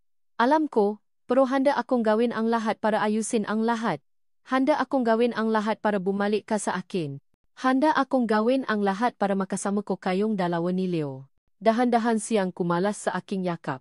Ang kanyang mata ay puno ng luha. Ngunit ang kanyang tingin ay matalim. Miko, huwag na, bulong niya. Tapos na tayo. Naramdaman ko ang sakit sa aking dibdib. Ngunit hindi ako susuko. Hindi ko nahahayaan na mawala pa sila sa akin. Hinawakan ko ang kanyang kamay. Ang kanyang kamay ay malami, ngunit ang aking kapit ay mahigpit. Wala kang magagawa, Mama, bulong ko, kahit alam kong hindi niya ako naririnig. Anak ko si Leo. At hindi ko nahahayaang mawala pa sa akin ang pamilya ko. Ang salita ni Miko, ang kanyang pahingingang tawad, at ang pagbubunya niya sa katotohanan tungkol kay Doña Elena ay nabigay sa aking ang kakaibang ginhawa. Ngunit sa likod ng ginhawang iyon, may nanatiling takot. Ang takot na matagal na nakabaon sa aking puso. Kahit alam ko nalaman na ni Miko ang lahat, ang anino ni Doña Elena ay tila nakabantay pa rin sa amin. At si Isabel. Hindi ko pa rin lubos na pinakakatiwalaan si Isabel. Patuloy ang pagaling ni Leo, bagaman mabagal. Ang bawat araw ay isang pagsubo, ngunit ang kanyang pagtawa at ang kanyang mga ngiti ay nagbibigay sa akin ng lakas. Si Miko ay halos hindi na umalis sa aming tabi. Siya ang nagbabayad ng lahat ng gastos sa ospital, at siya ang madalas na nagbabantay kay Leo kapag kailangan kong magpahinga. Nakikita ko sa kanyang nga mata ang pagsisisi at ang matinding pagmamahal. Isang hapon, habang naglalakad kami ni Leo sa hospital garden para makalanghap ng sariwang hangin, naramdaman ko ang kakaibang kaba. Ang araw ay maliwanag, at ang mabulakla ay sariwa, ngunit may isang bagay na napapahirap sa aking kalooban. Mama, tingnan mo ang butterfly. Sigaw ni Leo, tumatakbo papalapit sa isang makulay na paru-paro. Nakangiti akong sumunod sa kanya. Ang aking mamata ay nakatuon sa kanya. Ang kanyang kaligayahan ay ang aking kaligayahan. Ngunit sa di kalayuan, nakita ko ang isang figura na nakatayo sa ilalim ng puno. Isang babae. Ang kanyang mata ay matalim na nakatiti sa amin. Si Isabel. Para akong binuhusan ng malamig na tubig. Ang aking puso ay biglang bumilis. Bakit siya narito? Hindi ba umalis na siya?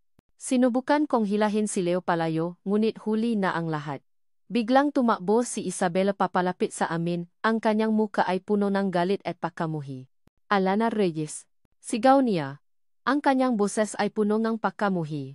Hindi ka mananalo. Hindi mo makukuha si Miko sa akin. Niyakap ko si Leo ng mahigpit, pinoprotektahan siya mula sa kanya. Isabel, anong ginagawa mo rito? Umalis ka. Hindi ako alis. Sigaw niya. At sinubukan niyang agawin si Leo mula sa aking bisig. Ang bata na iyan ang dahilan ng lahat. Kung wala siya, babalik sa akin si Miko. Nangingini ang aking katawan. Ang kanyang kamay ay mahigpit na nakakapit kay Leo. Sinubukan kong pigilan siya, ngunit mas malakas siya. Isabel, bitawan mo si Leo. Sigaw ko. Ang aking boses ay nangingini. Huwag mong saktan ang anak ko. Hindi ko siya sasaktan. Sigaw niya. Kukunin ko lang siya. At pagkatapos, malalaman ni Miko kung sino ang pinili niya. Naglaban kami. Ang bawat pahila niya kay Leo ay parang kutsilyo na humihiwa sa aking puso. Ang aking mga mata ay punong luha. Ang aking hininga ay mabigat. Mama, sigaw ni Leo, umiyak. Leo, anak, kapit ka lang. Sigaw ko, pilit na pinipigilan si Isabel. Ngunit mas malakas siya. Unti-unti, nararamdaman ko na nawawala sa aking bisig si Leo. Ang takot ay bumalot sa akin. Biglang, may humawa sa braso ni Isabel. Isang malakas na kamay. Isabel, bitawan mo sila. Sigaw ngang isang boses. Si Miko. Para akong nakakita ng anghel. Ang kanyang mukha ay puno ng galit at pakabigla. Agad niyang hinila si Isabel palayo sa amin. Miko, sigaw ni Isabel, ang kanyang mukha ay puno ng takot. Hindi. Kailangan ko siya. Hindi mo siya kailangan. Isabel, sabi ni Miko. Ang kanyang boses ay malamig at puno ng diin. Wala kang karapatan sa kanya. Hinila niya si Isabel palayo, at sa isang iglap, bumaksak si Isabel sa lupa. Ang kanyang mukha ay puno ngalit at pagkabigo. Miko, huwag. Sigaw niya. Hindi mo ako pwedeng gawin ito. Mahal kita. Hindi mo ako mahal, Isabelle, sabi ni Miko, ang kanyang mata ay matalim. Ginagamit mo lang ako. At ngayon tapos na ang laro mo.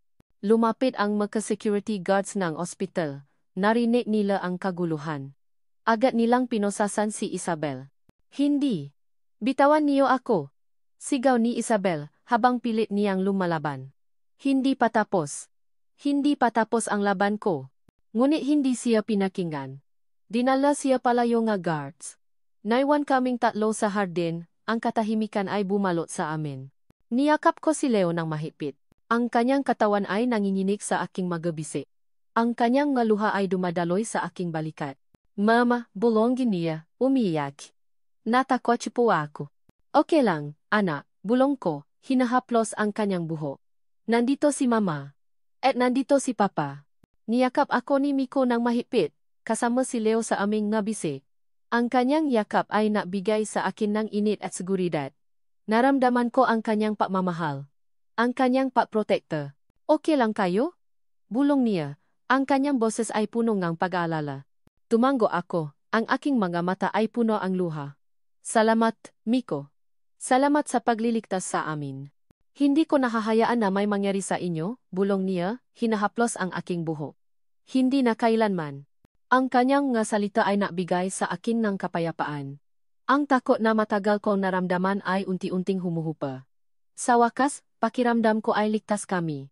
Ngunit sa gitna ng lahat ng iyon, biglang umubo si Leo. Malakas. Mas malakas kaysa dati. At pagkatapos, bumagsak siya sa aking bisig, ang kanyang katawan ay nangingini. Ang kanyang mga mata ay nakapikit. Leo. Sigaw ko, ang aking puso ay biglang bumilis. Leo. Anak. Sigaw ni Miko, ang kanyang mukha ay puno ng takot. Ang sigaw ni Leo, ang kanyang paubo, at ang bigla niyang pabasa sa bisig ni Alana ay tila nagpatigil sa mundo. Ang lahat ng galit at takot na naramdaman ko kay Isabela ay biglang naglaho. Napalitan ng matinding paalala para sa aking anak. Agad kong binuhat si Leo. Ang kanyang katawan ay nangingini at mainit na mainit. Kailangan niya ng tulong. Sigaw ko, habang tumatakbo kami patungo sa emergency room, si Alana ay sumusunod sa akin, ang kanyang mukha ay puno ng takot. Mabilis na kumilos ang mga doktor at nursa. Dinala nila si Leo sa loob ng isang silid, at naiwan kaming dalawa ni Alana sa labas. Ang katahimikan ay bumalo sa amin. Ang bawat segundo ay parang isang oras. Ang bawat tunog mula sa loob ng silid ay napapabilis ng tibok ng aming puso. Niyakap ko si Alana. Ang kanyang katawan ay nanginginig sa aking ngabisik. Naramdaman ko ang kanyang ngaluha na dumadaloy sa aking balikat. Miko, bulong niya. Ang kanyang boses ay puno ng sakit. Si Leo. Anong nangyayari sa kanya?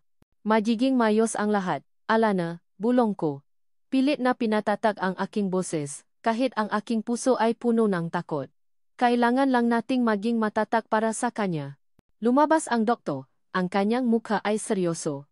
Na-critical po ang bata. Ang kanyang kondisyon ay lumalala. Kailangan natin siyang ilagay sa intensive care unit, ICU, at kailangan niya ng agarang operasyon. Ito lang ang tanging paraan para masubukan nating iligtas ang buhay niya. Ang salitang iyon ay parang bomba na sumabog sa aming pandinay. Operasyon. Critical. ICU. Ang lahat ay tila nagiging malabo. Operasyon? Tanong ni Alana. Ang kanyang boses ay nanginginig. Pero, Dok, gaano po ito kadelikado? Mataas po ang risk, ma'am, sagot ng doktor. Ang kanyang mukha ay puno ng paalala. Lalo na sa kanyang kondisyon. Pero ito lang ang tanging paasa. Kailangan nating magdesisyon agad. Niyakap ko si Alana ng mahigpit. Ang kanyang katawan ay nanginginig sa aking mabisik. Ang kanyang ngaluha ay patuloy na dumadaloy. Ano ang gagawin natin, Miko? Bulong niya. Ang kanyang boses ay punong kawalan ng paasa. Gagawin natin ang lahat para kay Leo, Alana, sagot ko, pilit na pinatatag ang aking boses, kahit anong mangyari, pipirmahan ko ang papeles. Gagawin natin ang operasyon? Pinirmahan ko ang mapapeles. Ang aking makamay ay nangingini. Ang bawat pirma ay tila isang pangako. Isang pangako na gagawin ko ang lahat para sa aking anak. Dinala si Leo sa ICU. Ang kanyang maliit na katawan ay tila napakali sa gitna ng lahat ng makina at tubo. Ang kanyang mukha ay maputla. At ang kanyang pahinga ay mababaw. Nakatayo kami ni Alana sa labas na salamin, nakatitig sa kanya. Ang mga luha ay patuloy na dumadaloy sa aming mga mata. Leo, anak, bulong ni Alana, habang hinahaplos ang salamin. Lumaban ka. Anak. Nandito si Mama. Nandito si Papa. Niyakap ko siya mula sa likod, inilagay ang aking baba sa kanyang balikat. Ang kanyang katawan ay nangingini sa aking mga bisig. Hindi ko alam kung kakayanin ko ito, Miko, bulong niya. Ang kanyang boses ay puno ng sakit. Kung may mangyari sa kanya, huwag kang maisip ng ganon, Alana. Sabi ko, pilit na pinatata ang aking boses. Lalaban si Leo. Malakas ang anak natin. At magiging maayos ang lahat. Hinawakan ko ang kanyang kamay. Ang kanyang kama ay malami, ngunit ang aking kapit ay mahigpit. Alana, patawarin mo ako, bulong ko, ang aking boses ay puno ng pagsisisi. Patawarin mo ako sa lahat ng sakit na idinulot ko sa iyo. Patawarin mo ako sa hindi ko pagtitiwala sa iyo. Kung naniwala lang ako sa iyo nun. Sana. Hindi mangyayari ito. Umiling siya. Ang kanyang nga mata ay puno ng luha. Hindi mo kasalanan, Miko. Walang may gusto nito. Ang mahalaga ngayon ay si Leo. Naramdaman ko ang kanyang pagmamahal. Ang kanyang pagpapatawad. Sa gitna ng lahat ng sakit at kawalan ng paasa, ang aming pagmamahalan ay tila lalong lumalakas. Lumipas ang maoras. Ang bawat minuto ay parang isang kawalang hanggan. Nagdarasal kami. Naghihintay. Ang tanging naririnig namin ay ang tunog ng makina at ang aming sariling pahinga. Sa wakas, lumabas ang doktor. Ang kanyang mukha ay seryoso. Ang kanyang nga mata ay puno ng pagod. Dok, kumusta po ang anak ko? Tanong ni Alana. Ang kanyang boses ay nangingini. Tumingin sa amin ang doktor. Ang kanyang mukha ay puno ng kalungkutan. Nag-critical ang bata. Para akong binuhusan ng yelo. Ang aking puso ay tila tumigil sa pagtibo. Tumingin ako kay Alana. Ang kanyang nga mata ay puno ng takot. Ang lahat ay tila nagiging malabo. Ang nga salitang doktor ay umalingaw-ngaw sa aking pandinig. Na-critical ang bata. Ang mundo ko ay tila gumuho. Naramdaman ko ang paglamig ng aking nga kamay. At ang aking nga tuhod ay tila nang hihina. Si Miko ay mahigpit na nakahawa sa akin. Ang kanyang mukha ay puno ng takot. Dok, anong ibig sabihin niyan? Bulong ko, ang aking boses ay halos hindi marinig. Ang doktor ay bumuntong hininga. Ibig sabihin po, lumalaban pa rin siya. Pero kailangan nating maghanda sa anumang mangyari. Ginagawa na namin ang lahat ng aming makakaya. Ang kanyang nga salita ay nagbigay sa akin ng bahagyang paasa, ngunit ang takot ay nanatili. Lumipas ang mga oras. Ang bawat minuto ay tila isang kawalang hanggan. Si Miko at ako ay nakatayo sa labas ng ECU, nagdarasal, naghihintay. Ang bawat tunog mula sa loop ay napapabilis ng tibok ng aming puso. Ang nga alaala ni Leo ay naglalaro sa aking isipan. Ang kanyang tawa. Ang kanyang ngiti. Ang kanyang pagiging malikot. Hindi ko kayang mawala siya. Hindi ko kayang mawala ang tanging liwanag sa aking buhay. Niyakap ako ni Miko ng mahigpit. Lalaban si Leo, Alana, bulong niya. Malakas ang anak natin. Ang kanyang masalita ay nagbigay sa akin ng lakas. Ang kanyang presensya ay nagbigay sa akin ng kapayapaan. Sa gitna ng lahat ng sakit at kawalan ng pag-asa. Ang aming pagmamahalan ay tila lalong lumalakas. Maya-maya. Lumabas ang doktor. Ang kanyang mukha ay punong pagod. Ngunit may bahid ng ngiti. Dok? Tanong ko. Ang aking boses ay nanginginig. Stable na po siya, sabi ng doktor. Nakaligtas siya sa operasyon. Isang himala. Malakas ang bata. Kailangan pa rin siyang obserbahan, pero mukhang magiging mayos ang lahat. Para akong binuhusan ng kumukulong tubig. At pagkatapos ay binatong yelo. Ang masalitang iyon ay parang musika sa aking pandini. Nakaligtas siya. Ang aking anak. Niyakap ko si Miko ng mahigpit, umiyak. Ang kanyang ngaluha ay dumadaloy sa aking balikat. Salamat sa Diyos, bulong ko. Salamat sa Diyos. Pumasok kami sa silid ni Leo. Nakahiga siya sa kama, mahimbing na natutulog. Ang kanyang muka ay maputla pa rin, ngunit ang kanyang pahinga ay regular na. Lumapit ako sa kanya at hinawakan ang kanyang kamay. Ang kanyang balat ay mainit pa rin. Ngunit hindi na kasing init ng kanina. Nakatayo si Miko sa kabilang panig ng kama. Nakatitik kay Leo.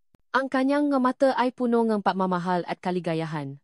Nakita ko ang kanyang kamay na dahan-dahang lumapit sa buhok ni Leo at hinaplos ito ng marahan. Malakas ka talaga, anak, bulong niya. Ang kanyang boses ay puno ng pagmamahal. Lumipas ang nga araw. Unti-unting gumaling si Leo. Ang kanyang ngiti ay bumalik. Ang kanyang tawa ay muling narinig sa silid. Ang bawat araw ay isang pagdiriwang. Sa mga sandaling iyon, nakaroon kami ngang pagkakataon ni Miko na mausap ng masinsinan. Sa mga gabi na natutulog si Leo, babantay kami sa tabi niya, at doon namin ibinuhos ang lahat ng sakit, lahat ng pagdududa, at lahat ng lihim na matagal naming itinago. Miko, bulong ko isang gabi. Habang nakaupo kami sa tabi ni Leo, kailangan kong sabihin sa iyo ang lahat. Ang tungkol kay mama mo. Sinimulan kong ikuwento ang lahat. Ang tawa ni Doña Elena, ang pagbabanta niya, ang kanyang nga salita na puno ang pagkamuhi. Ang kanyang pagbabanta na sisirain niya ang buhay ni Miko kung hindi ako alis. Ang kanyang pagbabanta na kukunin niya si Leo sa akin kung susubukan kong ilantat ang sikreto. Nakinig si Miko ng tahimik, ang kanyang mukha ay puno ng sakit. Ang kanyang nga mata ay puno ng luha. Kaya pala, bulong niya. Kaya pala hindi ka naksalita. Kaya pala umalis ka. Ginawa mo ito para sa akin. Para sa atin. Oh, Miko, sabi ko, ang aking mamata ay puno luha. Hindi ko kayang makita kang masaktan. Hindi ko kayang mawala ka. Kaya ko ginawa iyon. Para sa iyo. Para sa atin. Niyakap niya ako ng mahigpit. Ang kanyang yakap ay puno ng pag-unawa at pagpapatawad. Patawarin mo ako, Alana, bulong niya. Patawarin mo ako sa hindi ko patitiwala sa'yo. Patawarin mo ako sa pagdududa ko sa'yo. Patawarin mo ako sa lahat ng sakit na idinulot ko sa'yo. Okay lang, Miko. Bulong ko. Naintindihan ko. Ang mahalaga. Ngayon, alam na natin ang totoo. At makasama na tayo. Sa sumunod na araw, habang naglalaro kami ni Leo sa kama, biglang natanong si Leo. Mama, totoo po ba na si Papa Miko ang papa ko? Tanong niya. Ang kanyang nga mata ay puno ngang pagtataka. Tumingin ako kay Miko. Ang kanyang nga mata ay puno ngang pag-asa. Ang kanyang nga labi ay nanginginig. Ang tanong ni Leo ay tila napatigil sa paikot na mundo. Mama, totoo po ba na si Papa Miko ang papa ko? Ang kanyang nga mata ay puno ngang inosenteng pagtataka, at ang kanyang maliit na mukha ay nakatingala kay Alana. Tumingin sa akin si Alana, ang kanyang mga mata ay punong paasa, at isang bahid ng kaba. Ito ang sandali. Ang sandali na matagal kong hinintay. Lumuhod ako sa tabi ng kama ni Leo, ang aking nga mata ay nakatiti sa kanya.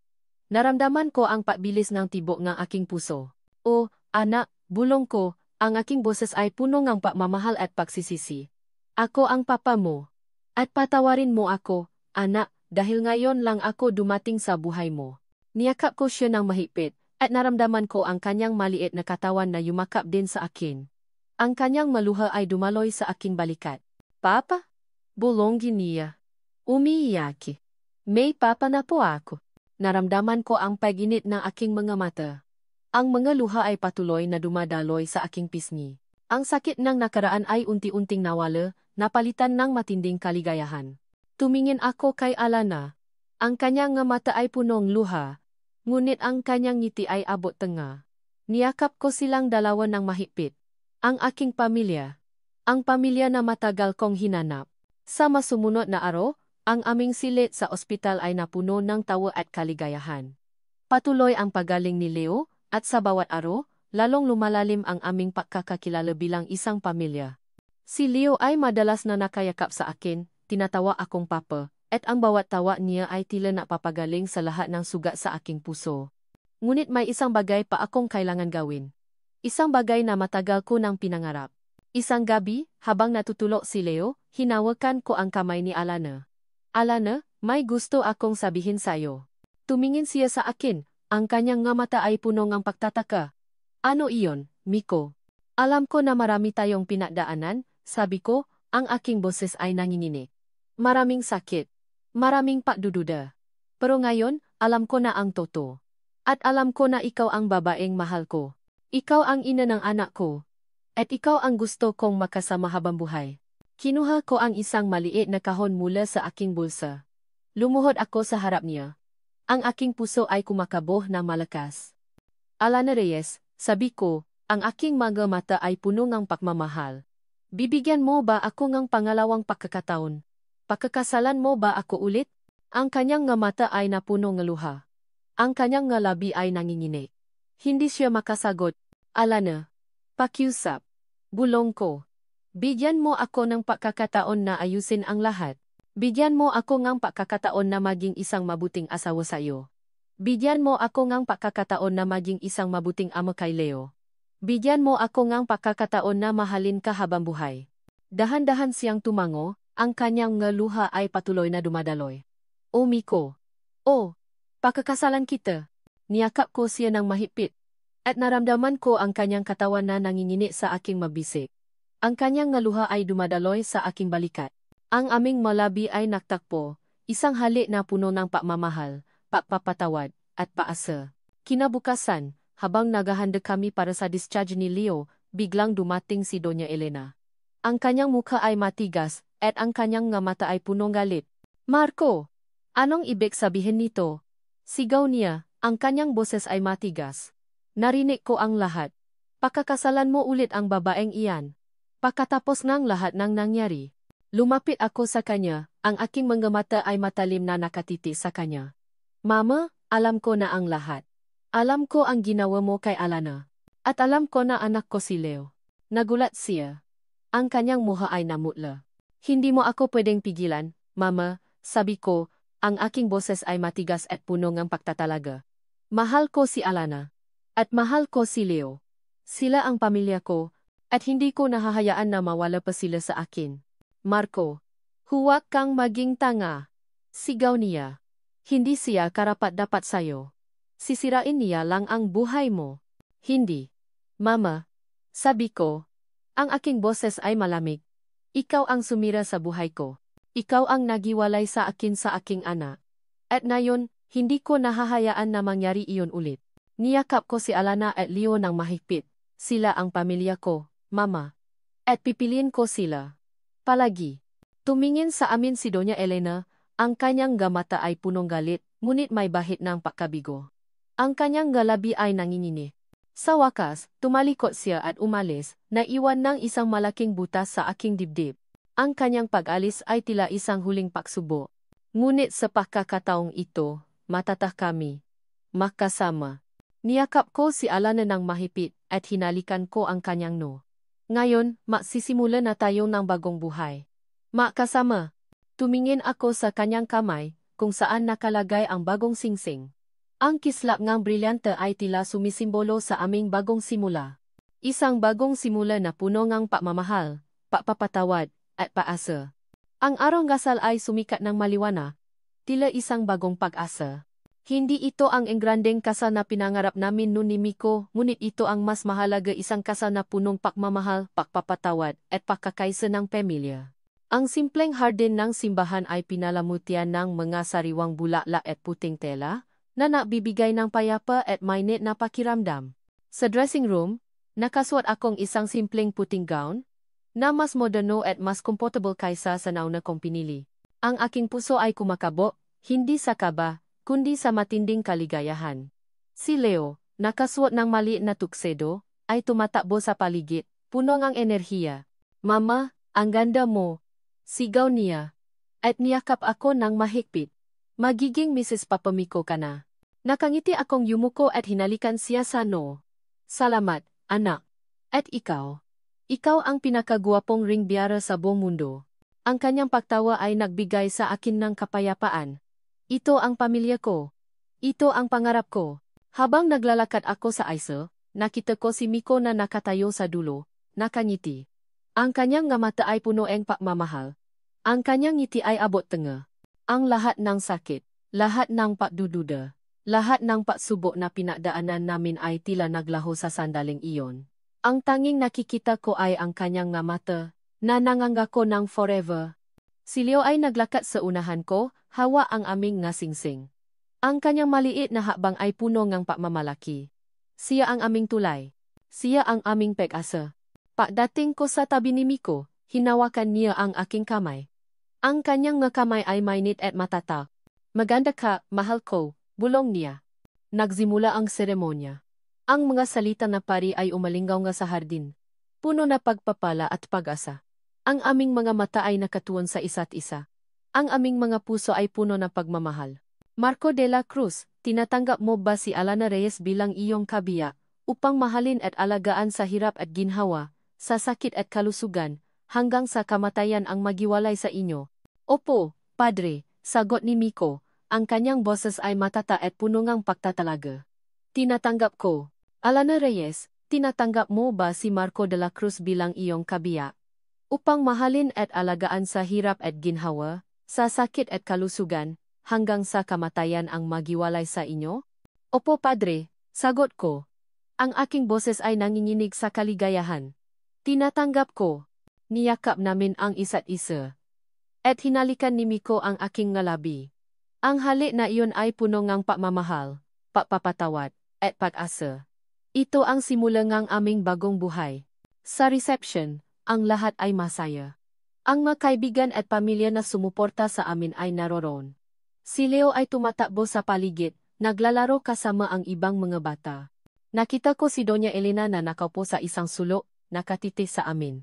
Ang kanyang mukha ay matigas, ngunit may bahid ng kalungkutan sa kanyang nga mata. Hindi siya lumapit sa amin, ngunit ang kanyang presensya ay sapat na. Alam kong sa look niya, may bahagi pa rin siyang nagmamahal kay Miko. At sana, balang araw, matutunan niya ring tanggapin kami. Narinig ko ang balita tungkol kay Isabel. Siya ay kinasuhan at kasalukuyang nakakulong. Ang kanyang nga kasinungalingan at ang kanyang nga aksyon ay nagdulot sa kanya ang matinding kaparusahan. Ang hustisya ay natupad. Lumapit sa akin si Miko, at niyakap ako mula sa likod. Masaya ka ba, mahal ko? Tumango ako, ang aking mga mata ay puno ng luha. Sobrang saya, Miko. Hindi ko akalain na mangyayari ito. Ako rin, bulong niya. Pero napatunayan natin na ang pagmamahal ay kayang lampasan ang lahat ng pagsubok. Niyakap namin ang isa't isa. At tinitigan namin si Leo na masayang naglalaro. Ang kanyang pagtawa ay parang musika sa aming pandinig. Siya ang aming himala. Siya ang aming pag-asa. Kinagabihan. Sa aming bagong bahay, nakaupo kami ni Miko sa balkonahe. Nakatiti sa mga bituin. Si Leo ay mahimbing na natutulo sa kanyang kama. Salamat Miko, bulong ko. Salamat sa lahat. Salamat sa hindi mo pagsuko sa akin. Salamat sa pagmamahal mo sa amin ni Leo. Salamat din, Alana, bulong niya. Hinalikan ang aking buhok. Salamat sa pagpapatawad mo. Salamat sa pagbibigay mo sa akin ng pangalawang pagkakataon. At salamat sa pagbibigay mo sa akin ng pinakamagandang regalo sa buhay ko si Leo. Niyakap ko siya ng mahigpit. Ang kanyang yakap ay nagbigay sa akin ng kapayapaan. Ang lahat ng sakit ng nakaraan ay tila naglaho, napalitan ng matinding kaligayahan. Ang aming kwento ay hindi perpekto. May masugat na matagal pang maghihilom. Ngunit sa bawat sugat, may aral. Sa bawat pagsubok, may paasa. At sa bawat pagmamahal, may pagpapatawad. Nakatitik kami sa mga bituin, ang aming nga kamay ay magkahawak. Ang aming paglalakbay ay mahaba at puno ng pagsubok, ngunit sa wakas, narito na kami. Makasama. Bilang isang pamilya.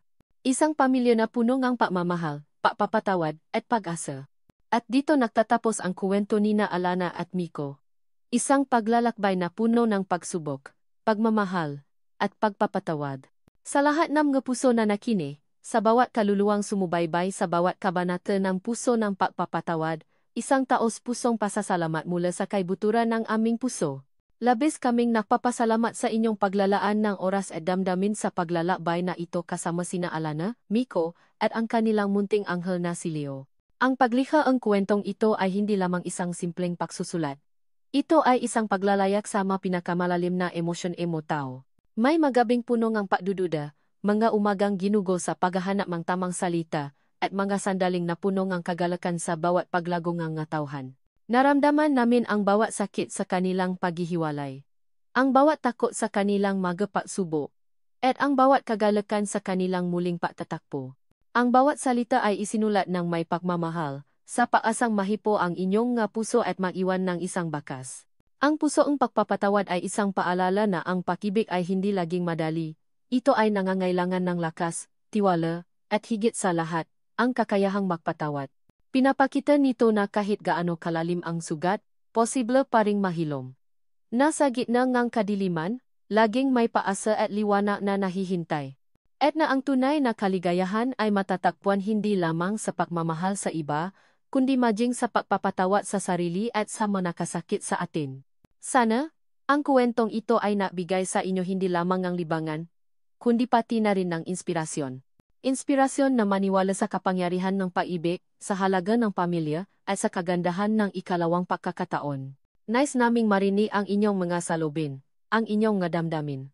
Ano ang tumata sa inyong puso? Anong aral ang inyong napulot? Ang inyong mga komento ay malaking gantimpala sa amin. Hanggang sa muli, maraming salamat at patuloy nating ay pagdiwang ang kapangyarihan ng pag-ibig at pagpapatawad. Nagmamahal. Kilikada TV.